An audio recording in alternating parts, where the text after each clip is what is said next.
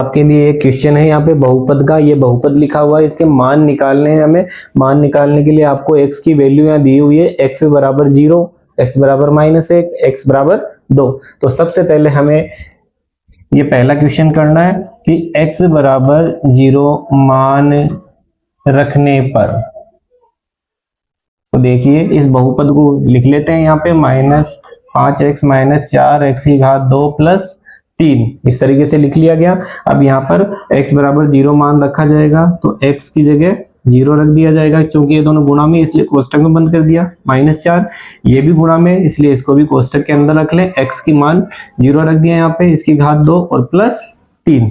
अब आगे इसको सोल्व करने के लिए जाते हैं। तो देखिए 5 को 0 से मल्टीप्लाई कर दिया तो ये हो गया 0।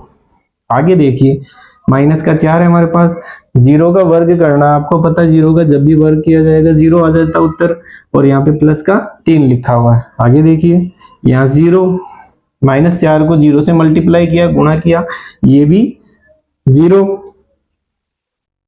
और +3, इन 0 का कोई मतलब नहीं है, तो हमारे पास उत्तर प्राप्त हो जाता है +3। अगला क्वेश्चन देखिए, x बराबर -1 रख दिया जाए। अगर x बराबर -1 रखा जाता है तो देखिए क्या इफेक्ट पड़ता है। तो 5x - 4x की घात 2 + 3, इसमें मान रखेंगे। मान रखने के लिए यहाँ पे आगे हल करते हैं। x की वैल्यू -1 रख दी, -4 यहाँ लिखा हुआ है, फिर x आ गया, ये दोनों गुणा में रहते हैं इसलिए कोष्टक लगा लिया गया, और फिर x की वैल्यू -1 रख दी गई, और इसकी घात 2 है, और प्लस में 3 ऐसे कैसे लिख दिया जाता है। आगे देखिए इसको, ये दोनों मल्टीप्लाई हो जाएंगे, गुणा हो जाएंगे। इसको गुणा करने से 5 को जब 1 से गुणा किया जाता है, 5 और माइनस का चिन्ह है तो माइनस लगा दिया जाता है। आगे -4 लिखा हुआ है, आपको ध्यान है कोष्टक के अंदर -1 बंद है और इसकी घात 2 है, इसका मतलब इसका स्क्वायर करना है, यानी वर्ग करना है। वर्ग करने के लिए -1 को -1 से ही आपको गुणा कर देना है।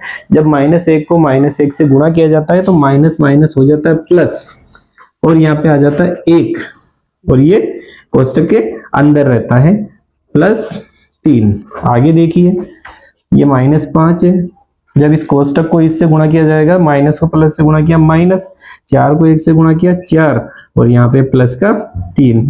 आगे देखिए इसको हल करते हैं तो माइनस माइनस ये दोनों समान चिन्ह वाली संख्याएं जुड़ जाती हैं। समान चिन्ह वाली संख्या जुड़ने के कारण चिन्ह तो वही रहता है और संख्याएं जुड़ जाती है, और यहाँ पे +3 हमारे पास था। और जब इसमें देखिए अब विपरीत चिन्ह है, और विपरीत चिन्ह होते हैं तो घटती है संख्या है, तो 9 में से 3 घटा देंगे तो हमारे पास उत्तर आ जाता है 6, और चूंकि 9 के पास माइनस का चिन्ह है इसलिए इसका उत्तर हमें -6 मिल जाता है। ये तीसरा मान यहाँ x का दे रखा है 2, तो ये 2 का मान यहाँ पे पुटअप करेंगे। तो यहाँ पे पहले हम ये बहुपद लिख लेते हैं, 5x - 4x की घात 2 + 3। तो तीसरा इसमें क्या है मान इसका, x बराबर 2 रखने पर, x की जगह जहां जहां x आपको नजर आए वहां वहां आपको 2 लिख देना है। यहाँ पे देखिए 5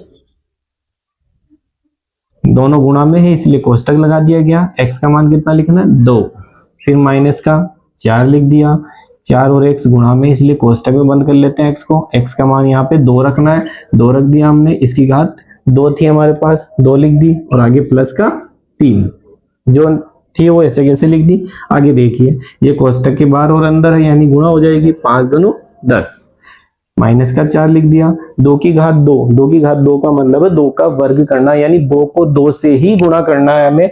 तो 2 दूनी 4, 4 होने के बाद ये गुणा का चिन्ह और ये 4 हो गया, और +3 जो लिखा हुआ था वो हमने एज इट इज लिख दिया।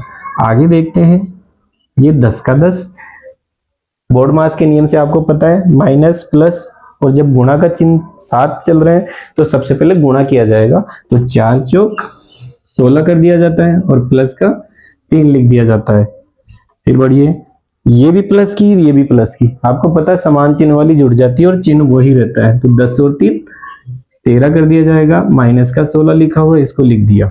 इसको लिखने के बाद आगे देखिए अब विपरीत चिन्ह है, और विपरीत चिन्ह वाली घटती है। घटने के लिए आपको पता है बड़ी संख्या में से छोटी संख्या को घटाना होता है, इसलिए 16 में से 13 को घटाएंगे। 16 में से जब 13 को घटाया जाता है तो 3 आता है, और जबकि हमें पता है कि 16 के पास माइनस का चिन्ह है, तो माइनस का 3 ही